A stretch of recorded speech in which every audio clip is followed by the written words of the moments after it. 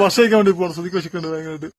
അപ്പൊ ഗൈസ് നമുക്ക് ചോറുണ്ട്, തക്കാളി കറി ഉണ്ട്, പിന്നെ ക്യാബേജിലല്ലോ ബീട്രൂട്ടും പിന്നെന്താണ് ക്യാരറ്റും കൂടി ചേർത്തുള്ള തോരനുണ്ട്, പിന്നെ ഒരു മുട്ടയുണ്ട്. അത് എനിക്ക് ഇതാക്കി എടുത്തിട്ടുണ്ട്, ശ്രുതിക്കില്ല.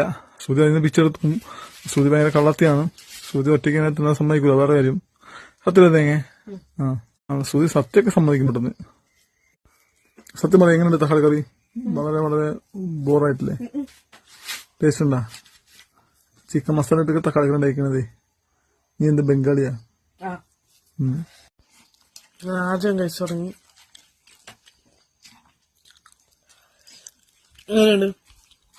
കുഴപ്പമില്ല. തക്കാളി കറി ചിക്കൻ മസാല ഇടുന്നായിരുന്നു. എരിവാ?